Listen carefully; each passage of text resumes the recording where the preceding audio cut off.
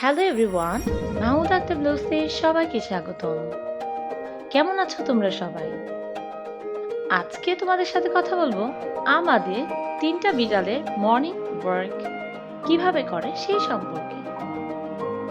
তোমাদের কার কার বাসায় বিড়াল আছে তাদের ছবি আমার ভিডিওর কমেন্ট বক্সে পাঠিয়ে দাও। আমার বিড়ালরা সকালবেলা আজকে চাউনির ভিতরে মর্নিং ওয়ার্ক করেছে। ওরা সকালবেলা উঠেই অনেক দুষ্টুমি করে, কি বলবো তোমাদের। ঠিক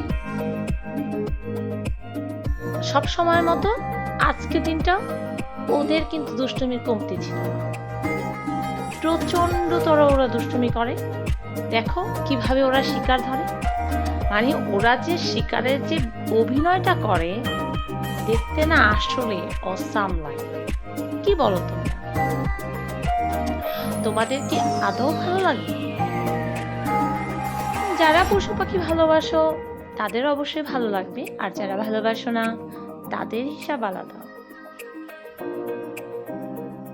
কিন্তু একটা কথা কি, যখন বিড়াল হোক বা অন্যান্য প্রাণী যখন বাসায় থাকে, যখন তুমি একাকিত্ব ফিল করবে বা ভালো লাগবে না, তখন দেখবে যে এই যে ওদের যে দুষ্টুমিগুলো দেখলে না আসলে সব কিছু মাথা থেকে বের হয়ে যায়। তখন পজিটিভ একটা প্রভাব পড়তে থাকে, আর সেটা আসলে আমাদের জন্য ভালো।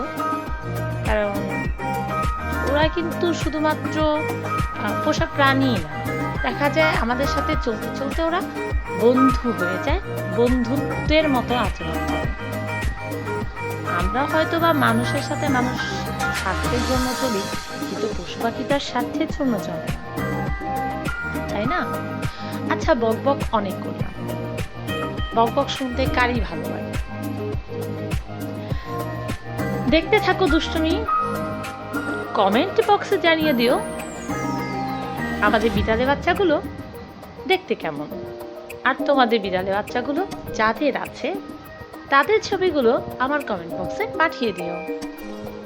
যারা কষ্ট করে আমার ভিডিওগুলো দেখো, আমার সাথেই আছো, আমার চ্যানেলের সাথে, সবাইকে ধন্যবাদ। কারণ এত কষ্ট করে আমার সাথে রয়েছে, আমার ভিডিও দেখো, হয়তো বিরক্ত হও কিন্তু পাশে তো রয়েছ। তোমাদের ভালোবাসাই তো আমার অনুপ্রেরণা। ধন্যবাদ, ভালো থাকবে। ভিডিওটি দেখার জন্য সবাইকে ধন্যবাদ।